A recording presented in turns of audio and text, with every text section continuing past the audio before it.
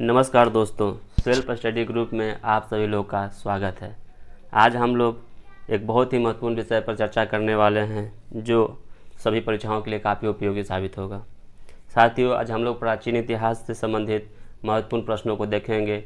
ये सभी प्रश्न किसी न किसी एग्जाम में पूछे जा चुके हैं और बार बार पूछे जाते हैं। साथियों, देर न करते हुए अपने चलते हैं प्रश्न की ओर। प्रश्न में जाने से पहले आप सभी से अनुरोध है कि जो साथी हमारे चैनल को सब्सक्राइब नहीं किए हैं, कृपया मेरे चैनल को सब्सक्राइब कर बेल आइकन जरूर प्रेस कर लें ताकि आने वाला हर वीडियो आपको आसानी से मिल सके। चलिए साथी, अपने चलते हैं प्रश्न की ओर। पहला प्रश्न हम लोग का है, गायत्री मंत्र किस वेद से लिया गया है? गायत्री मंत्र जो है ऋग्वेद से लिया गया है। ऋग्वेद से क्या लिया गया है? गायत्री मंत्र। ऋग्वेद के रचनाकार कौन है? ऋग्वेद को विश्वामित्र के द्वारा लिखा गया है। नेक्स्ट क्वेश्चन है, वेद के ऋचाओं को पढ़ने वाले ऋषि को क्या कहा जाता है? बताइए साथियों, वेद के ऋचाओं को पढ़ने वाले ऋषि को होत्री कहा जाता था। नेक्स्ट हम लोग क्वेश्चन है, भारत का प्राचीनतम धर्म ग्रंथ कौन सा है? भारत का प्राचीनतम धर्म ग्रंथ कौन सा है? वेद है। नेक्स्ट क्वेश्चन है, वेदों की संख्या कितनी है? वेदों की संख्या 4 है। कौन कौन से वेद हैं? ऋग्वेद, यजुर्वेद, सामवेद और अथर्ववेद। और नेक्स्ट हम चलते हैं, गदों और पद वाला वेद किसे कहा जाता है? गदों और पद वाला वेद कहा जाता है यजुर्वेद को। नेक्स्ट क्वेश्चन की ओर चलते हैं, भारतीय संगीत का जनक किस वेद को कहा जाता है? भारतीय संगीत का जनक सामवेद को कहा जाता है। सबसे पुराना वेद कौन सा है? सबसे पुराना वेद ऋग्वेद है। सबसे बाद का वेद या सबसे नया वेद कौन सा है? अथर्ववेद है। जादू टोना, रोग निरोग, शाप अभिशाप, औषधि, विवाह प्रेम किस वेद में उल्लेखित है? ये सभी अथर्ववेद में उल्लेखित है। सबसे पुराना प्रमाणिक पुराण कौन सा है?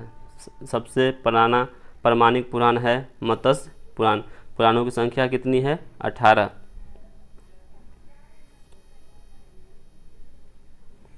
ने चलते हैं, जातक पुस्तक में किसकी कहानी वर्णित है? जातक पुस्तक में बौद्ध धर्म के पूर्व जन्मों की कहानी वर्णित है। जैन साहित्य को क्या कहा जाता है? जैन साहित्य को क्या कहा जाता है? आगम कहा जाता है। अर्थशास्त्र पुस्तक के लेखक कौन हैं? अर्थशास्त्र पुस्तक के लेखक हैं चाणक्य। ये VVI क्वेश्चन है, ये बार बार पूछा जाता है। और चाणक्य का एक अन्य नाम था कौटिल्य और विष्णुगुप्त भी। अर्थशास्त्र पुस्तक में किसका उल्लेख है? अर्थशास्त्र नामक पुस्तक में मौर्यकालीन इतिहास की जानकारी मिलती है। अर्थशास्त्र पुस्तक का संबंध किससे है? राजनीतिक से। ये भी पूछा जाता है कि अर्थशास्त्र पुस्तक में किसका संबंध है? राजनीति से। नेक्स्ट क्वेश्चन चलते हैं, राजतरणी पुस्तक के लेखक कौन हैं? राजतरणी पुस्तक के लेखक हैं कल्हण, जिसमें जम्मू कश्मीर के इतिहास का वर्णन है। नेक्स्ट क्वेश्चन है, अष्टाध्यायी पुस्तक के लेखक कौन हैं? साथी बताइए, अष्टाध्यायी पुस्तक के लेखक कौन हैं? अष्टाध्यायी पुस्तक के लेखक हैं पाणिनि, जो संस्कृत व्याकरण का प्रथम पुस्तक माना जाता है। इतिहास का पिता किसे कहा जाता है? इतिहास का पिता कहा जाता है हेरोडोटस को। हिस्टोरिका नामक पुस्तक के लेखक लेखन कौन है? हिस्टोरिका नामक पुस्तक के लेखक हैं हेरोडोटस। नेक्स्ट क्वेश्चन है, मेगास्थनीज किसका राजदूत था? मेगास्थनीज सेल्कस निकेटर का राजदूत था, जो चंद्रगुप्त द्वितीय के समय भारत चंद्रगुप्त के दरबार में आया था। मेगास्थनीक द्वारा रचित पुस्तक का नाम कौन सा है? मेगास्थनीक द्वारा रचित पुस्तक का नाम है इंडिका, जिसमें मौर्य युग के संस्कृति और समाज के बारे में बताया गया है। नेक्स्ट करते हैं, डाईमेकर किसके दरबार में आया था? डाईमेकर्स जो था बिंदुसार के दरबार में आया था। भारत का भूगोल नामक पुस्तक के लेखक कौन है? भारत के भूगोल नामक पुस्तक के लेखक हैं टालमी। नेक्स्ट क्वेश्चन है, फाहियान किसके दरबार में आया था? फाहियान चंद्रगुप्त द्वितीय के दरबार में आया था, जो चीनी यात्री था। ये VVI क्वेश्चन है, बार बार पूछा जाता है। वेनसांग किसके शासनकाल में भारत आया था? वेनसांग हर्षवर्धन के शासनकाल में भारत आया था, जो 15 वर्ष तक रहकर बौद्ध धर्म से संबंधित शिक्षा ग्रहण किया था। वेनसांग कहाँ बौद्ध धर्म की शिक्षा ग्रहण किया था? नालंदा विश्वविद्यालय में। उस समय वहाँ के कुलपति कौन थे?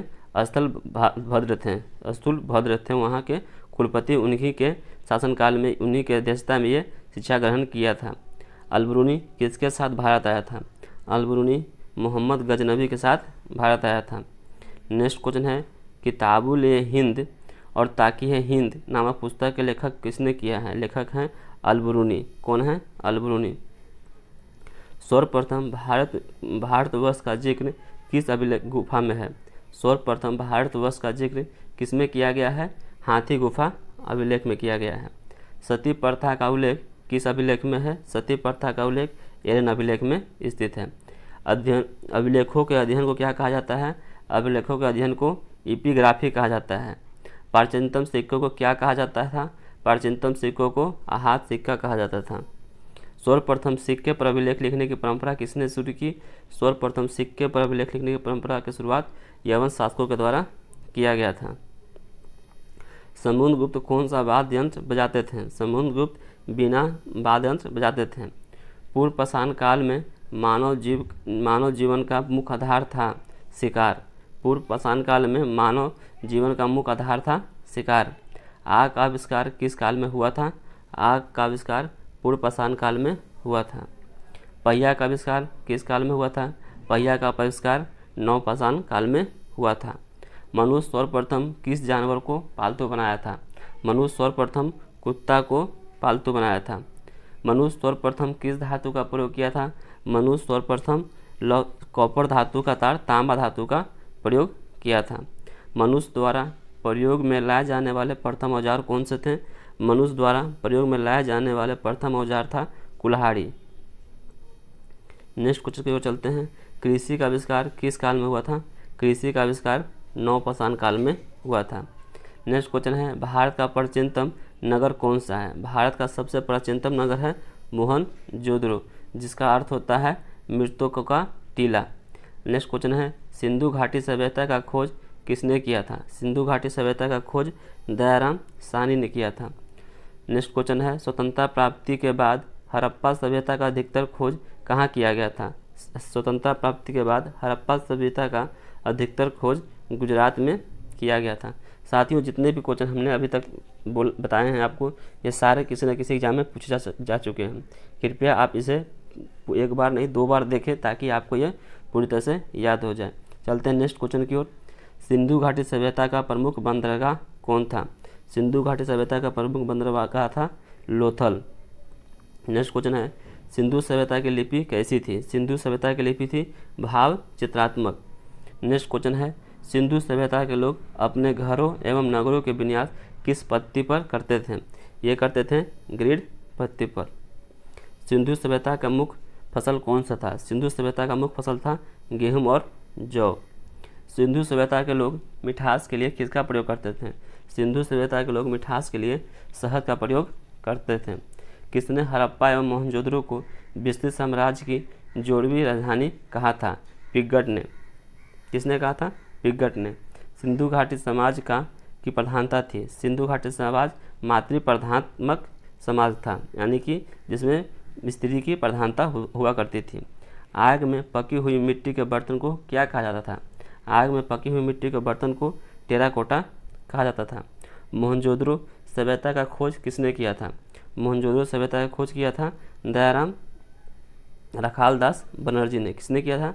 रखालदास बनर्जी ने 1922 ईस्वी में, जो सिंधु नदी के किनारे विकसित हुआ था। नेक्स्ट को चलते हैं। आर्यों द्वारा निर्मित सभ्यता कौन सी थी? आर्यों द्वारा निर्मित सभ्यता थी वैदिक सभ्यता। आर्यों द्वारा निर्मित सभ्यता थी वैदिक सभ्यता। आर्यों की भाषा क्या थी? आर्यों की भाषा संस्कृत हुआ करती थी। आर्यों का समाज किसकी प्रधानता हुआ करता था? आर्यों के समाज में पुरुष प्रधान समाज हुआ करता था। समाज में सबसे छोटी इकाई को परिवार कहा जाता था। जिसके प्रधान को क्या कहा जाता था? जिसके प्रधान को कुल कहा जाता था। वेदांग कितने हैं?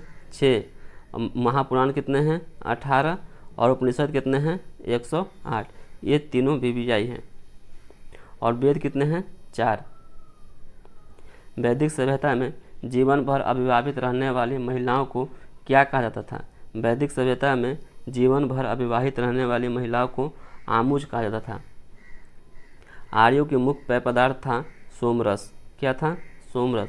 आर्यों का मुख्य व्यवसाय क्या था? आर्यों का मुख्य व्यवसाय था पशुपालन और कृषि। आर्यों के प्रिय पशु कौन सा थे? आर्यों के प्रिय पशु था घोड़ा। आर्यों के द्वारा खोजा गया धातु था लोहा। कौन सा था? लोहा, जिसे वो लोग श्याम अस्क भी कहा करते थे। सबसे पुराना दर्शन है सांख्य दर्शन। VVI क्वेश्चन, सबसे पुराना दर्शन कौन सा है? सांख्य दर्शन।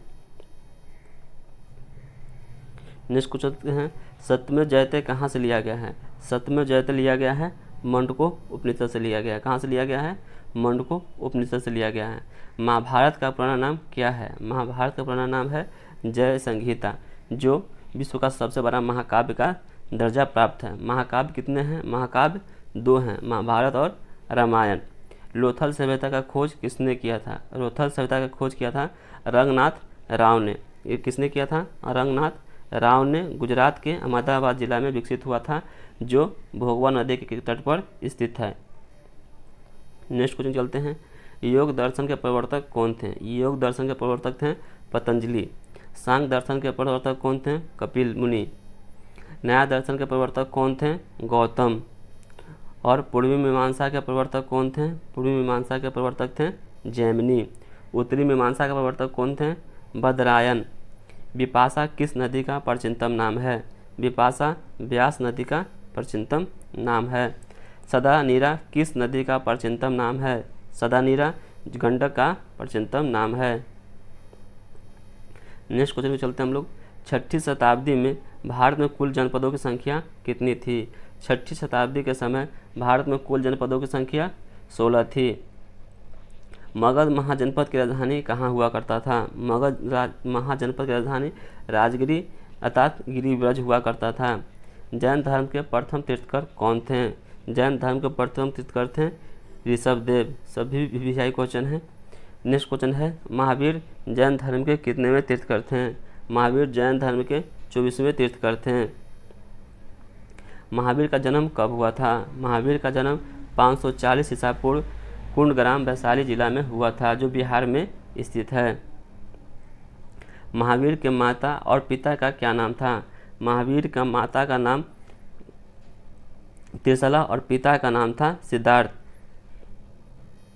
महावीर की पत्नी का क्या नाम था? महावीर का पत्नी का नाम था यशोदा। महावीर के पुत्री का क्या नाम था? महावीर के पुत्री का नाम था अनुजा प्रियदर्शनी।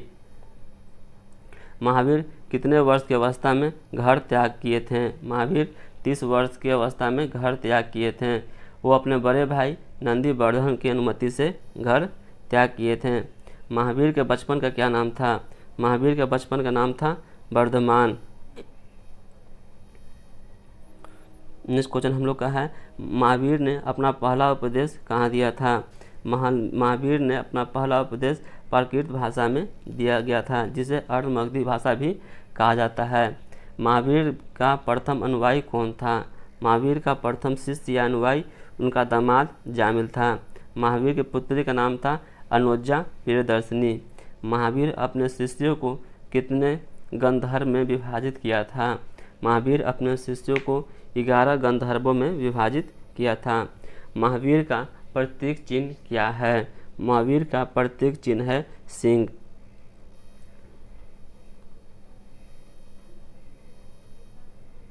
जैन धर्म का त्रिरत्न क्या है? जैन धर्म का त्रिरत्न है साम्यक दर्शन, साम्यक ज्ञान और साम्यक आचरण। गोमतेश्वर की मूर्ति कहाँ स्थित है? गोमतेश्वर की मूर्ति श्रवणबेलगोला कर्नाटक में स्थित है। खजुराहो का प्रसिद्ध जैन मंदिर का निर्माण किसने करवाया था? खजुराहो के प्रसिद्ध जैन मंदिर का निर्माण चंदेल शासकों ने कराया था। मथुरा कला का संबंध किससे है? मथुरा कला का संबंध जैन धर्म से है। नेक्स्ट क्वेश्चन है कल्पसूत्र की रचना किसने किया था? कल्पसूत्र की रचना भद्रबाहु के द्वारा किया गया था, जो जैन धर्म के प्रमुख ग्रंथों में से एक है। महावीर की मृत्यु कहाँ हुई थी? महावीर की मृत्यु 468 ईसा पूर्व बिहार राज्य के पावापुरी नामक जगह पर हुआ था। प्रथम जैन संगीति का आयोजन कहाँ हुआ था? प्रथम जैन संगीति का आयोजन 360 ईसा पूर्व पाटलिपुत्र के अस्तुलभद्र के अध्यक्षता में हुआ था। द्वितीय बौद्ध संगीति का आयोजन कहाँ हुआ था?